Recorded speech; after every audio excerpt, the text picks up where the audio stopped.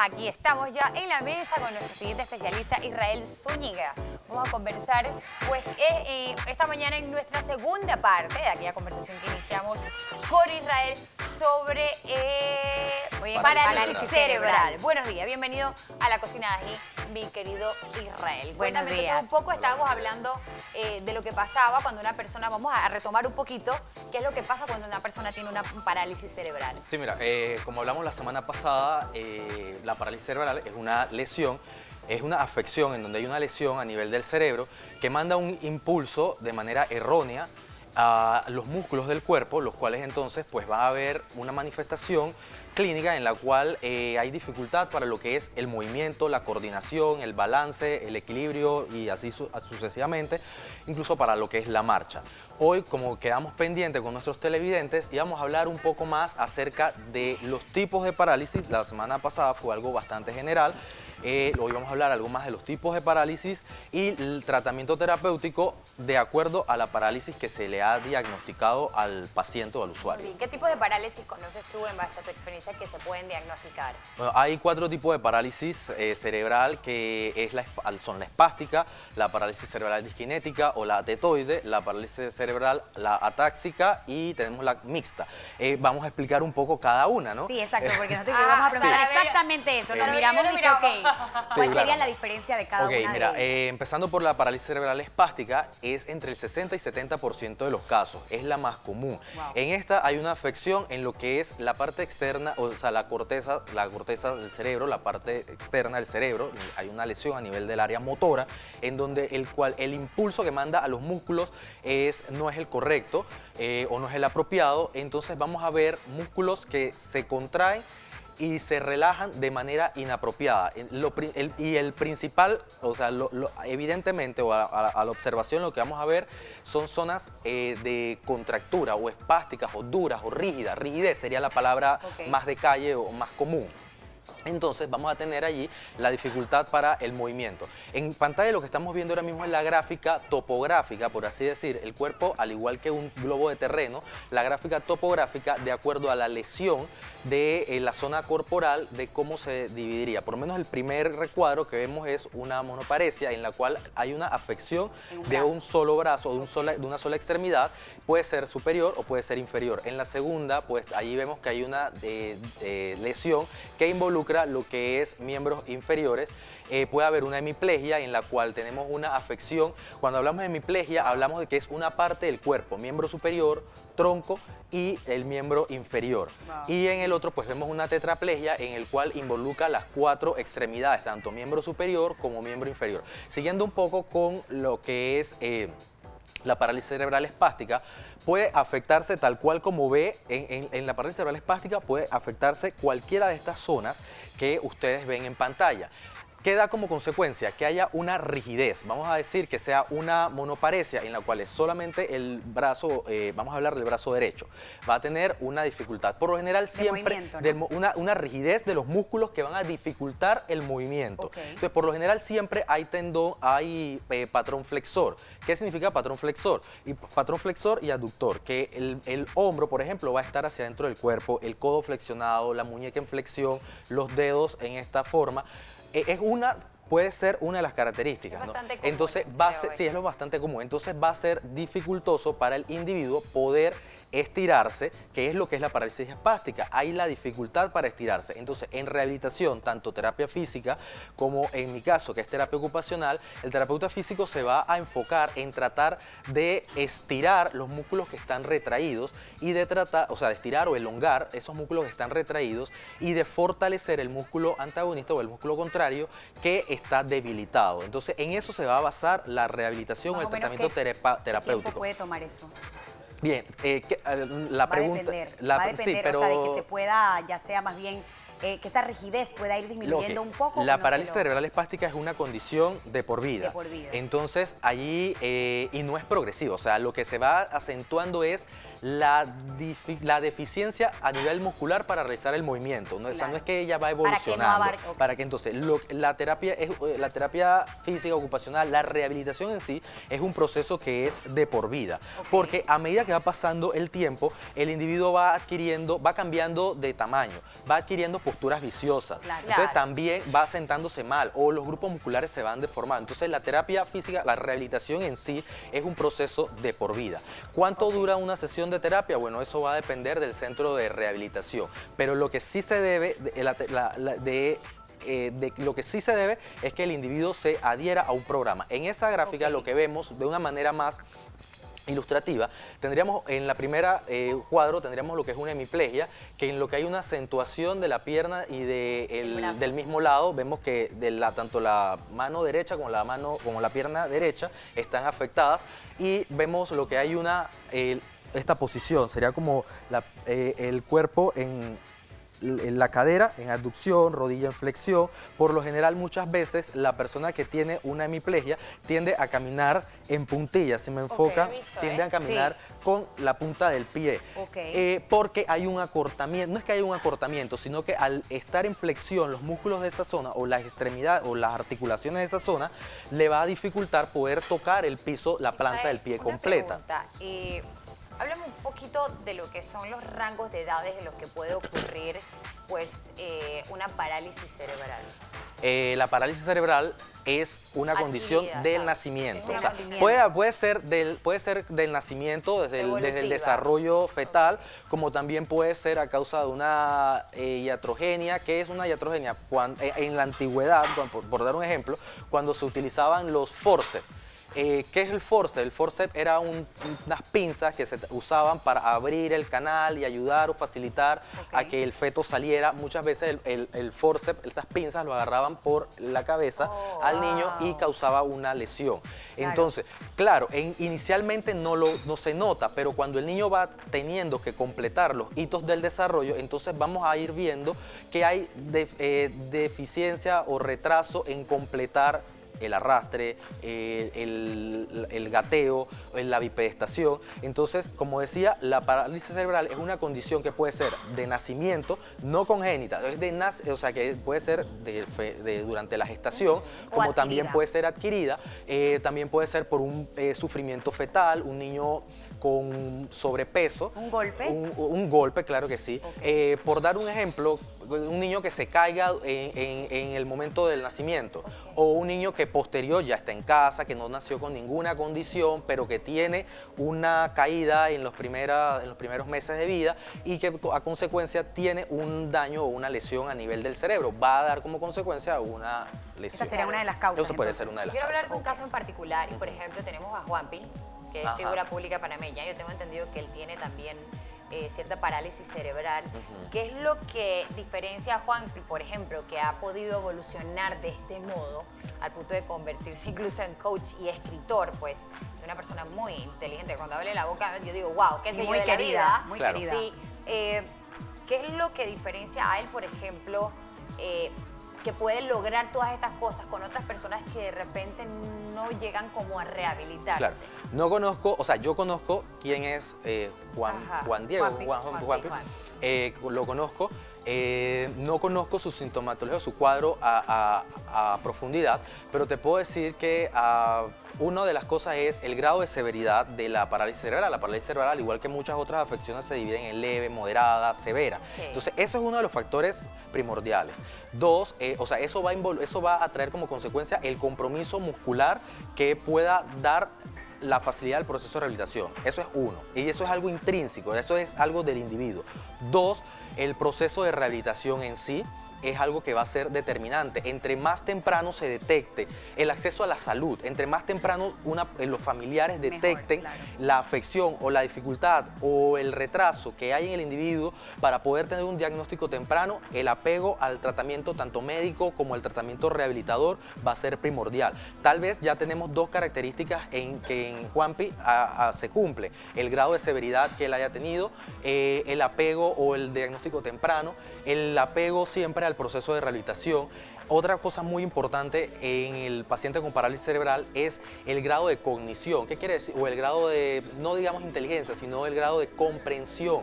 Porque no es lo mismo tener a un paciente con parálisis cerebral que no comprende órdenes, que no entiende órdenes o comandos sencillos, a otro que no tiene un daño cerebral. Porque en la parálisis cerebral no va necesariamente acompañada de deterioro cognitivo. Y vemos mucho que este es uno de los de los procesos o de las afecciones que vemos en rehabilitación, en donde tenemos a muchas, así como Juanpi, que hay muchas otras figuras que han logrado completar una carrera universitaria, que son profesionales en el área de tecnología, porque ellos no tienen un daño o un deterioro cognitivo. Entonces, ese es otro factor que es determinante a la hora de que haya un buen proceso de rehabilitación, el grado de cognición y de interacción que él puede tener con el medio externo. Israel, pero ahí entra el tema de que el hecho de detectarlo temprano es primordial. Puede evitar, en efecto, que como mencionaste, una rigidez demasiado marcada, algo, porque independientemente es como que, está leve, pero lo tienes ahorita mismo. ¿Cuál sería como la diferencia en tema físico, por decirle así? Claro, mira, por ejemplo, en la parálisis cerebral leve, moderada y severa, tenemos que una parálisis, mira, te lo explico y te va a caer en lo que me acabas de cuestionar. En una parálisis cerebral que es leve, en la que se supone que la teoría dice, o para describir al individuo dice, que hay mínima o incluso nula dificultad para realizar sus actividades en la vida diaria. ¿Qué quiere decir eso? En un niño que empieza a gatear, el niño gatea, pero lo hace con dificultad.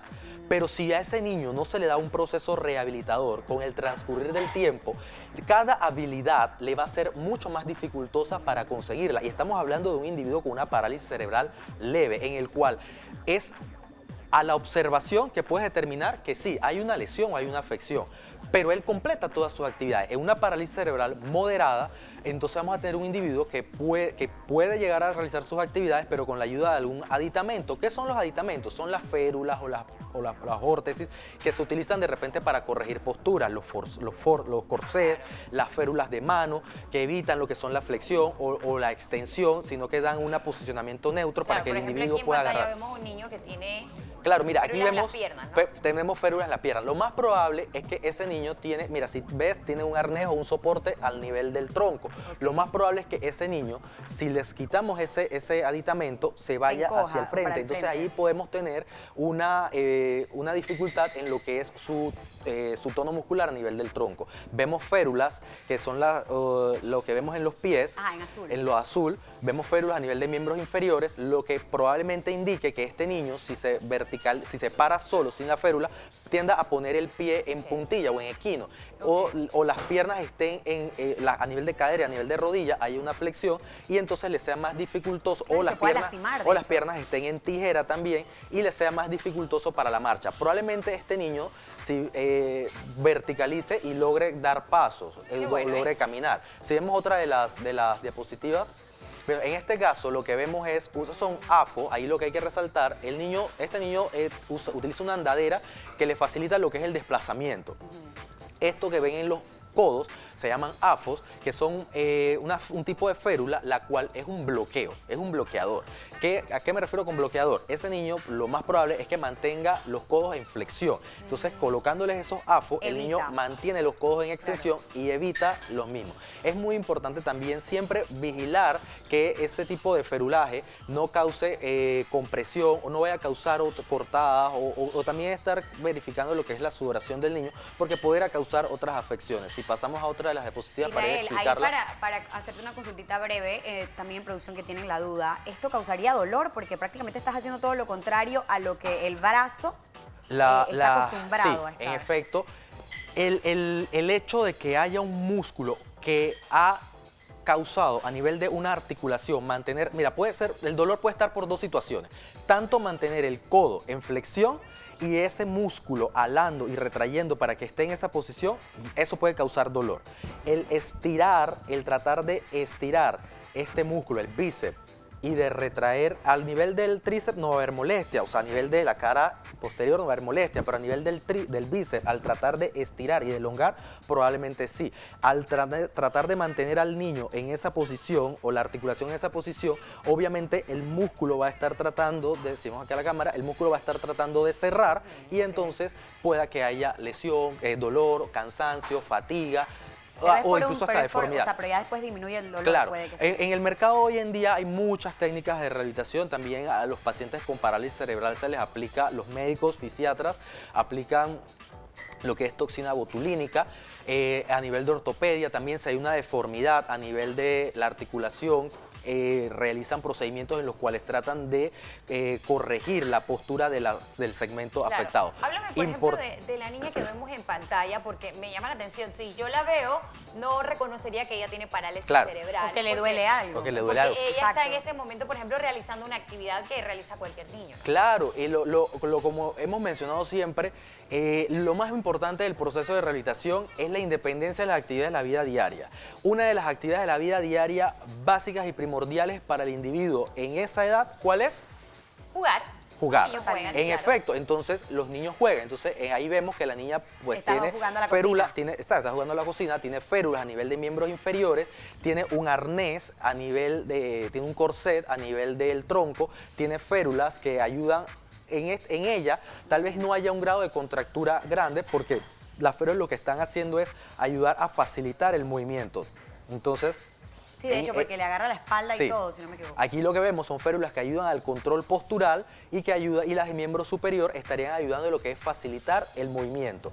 Porque en lo que vemos, pues ella logra mantener la verticalización. También es una simple figura, no vemos lo que pasa antes o después. Hay que ver cómo es la marcha de ella. Claro. Es muy importante en la terapia de rehabilitación, en terapia ocupacional, que el niño, si tiene una hemiplegia, que como dijimos, es la afección de un solo lado del cuerpo, ¿qué pasa con el niño? Él tiende a hacer esto, mantiene la mano afectada de esta forma y todo lo trata de hacer con la otra mano. Entonces siempre es muy importante mantenerle al niño la lateralidad. ¿Qué es la lateralidad? Es ese conocimiento de su cuerpo, tanto del lado izquierdo como del lado derecho. Y no solo conocerlo, sino involucrarlo. Que cuando va a comer, una mano sostenga el plato, la otra mano agarre y se lleve la cuchara a la boca. O que cuando va a rasgar, lo haga con ambas manos. O que cuando va a vestirse, agarre y no lo haga de esta manera única, sino que trate de abotonar utilizando ambas manos. Para terapia ocupacional, para el proceso de rehabilitación, para las actividades de la vida diaria, para el quehacer ocupacional, es sumamente importante que el niño involucre ambas manos. Si pasamos a otra de las diapositivas. Hoy me siento como en charla, veo como vemos acá. Súper, me encanta. Hoy, si vemos acá, entonces tenemos a ese niño en el cual lo estamos tratando de involucrar en la actividad de comer. Entonces, la actividad de comer es algo que se realiza con ambas manos de manera bilateral. Pasamos a otra gráfica. ¿Tenemos más? Sí, tenemos más. Mira, también es importante. Hay veces que el niño, aunque puede llevarse la mano a la boca, le dificulta una cuchara como la que usaríamos tú y yo. Mira, ahí tenemos la gráfica. Entonces, en terapia ocupacional, ¿qué hacemos? Adaptamos el dispositivo de comer para que, si digamos el niño solamente puede hacer este movimiento, pero la cuchara apunta hacia acá, lo que hacemos es que viramos la cuchara de manera que la cuchara se le llegue o se le facilite llegar a la boca. Claro, porque puede pasar el accidente que se le derrame antes y puede ingresar a... El movimiento de girar, supongo que es muy difícil. Claro, también hay que tener en cuenta, que muchos de estos niños van a tener dificultad en lo que es su masticación, su deglución. Entonces ahí también interviene tanto fisioterapeuta, terapeuta ocupacional, el fonoaudiólogo, el terapeuta de lenguaje, ayudando con lo que son los trastornos de la deglución. O en otras ocasiones también, si el niño ocasionalmente, en ciertos casos, el niño con parálisis cerebral que no logra una alimentación independiente o incluso una alimentación asistida, o sea, que otra persona se la da, sino que tiene alimentación por sonda o parenteral, entonces también con la ayuda del terapeuta del lenguaje, pues se le dan espesantes que ayuden a lo que es la alimentación del niño. Es sumamente importante que el niño mantenga una buena alimentación, el de parálisis cerebral, porque muchas veces ellos tienen trastornos del habla, del lenguaje, de la comunicación, cognitivo. Entonces no tienen como otro niño o como otro individuo la facilidad para poder expresar hambre. Entonces sufren de desnutrición o sufren de carencia sufren de desnutrición, se les alimenta en muchas ocasiones, se les llena, pero no se les nutre. Entonces vemos carencia de vitaminas. Vemos que entonces también si hay carencia de vitaminas puede haber dificultad para lo que es su crecimiento, la formación de huesos y todo lo demás. También es muy importante los controles médicos en estos niños porque ellos no tienen la facilidad como lo tendría cualquier otro para poder expresar un dolor a nivel de oído, un dolor a nivel del estómago o cualquier otra dolencia. Entonces es sumamente importante que se les lleven siempre sus controles médicos y no solo los controles de rehabilitación, porque muchas veces el familiar o el cuidador se enfoca en el proceso de rehabilitación y descuida lo que son los otros controles de salud. Que también son justos y que también son muy necesarios. Bueno, gracias Israel, de Tome verdad. nota, interesante aprender de esto, Israel, porque a veces vemos a personas en la calle con cierta discapacidad y no sabemos reconocer qué le pasa, tampoco sabemos cómo podemos asistirlos en algún momento, entonces tenemos como miedo a acercarnos a las personas. No sienta miedo, edúquese y bueno, por eso lo estamos haciendo aquí en Ají. Aprendemos todos el día de hoy con nuestro especialista Israel Zúñiga. Israel, gracias por educarnos y por toda esta información. Por Muchas gracias siempre. Gracias Nos vamos siempre al corte. por Entonces, al invitarme. corte.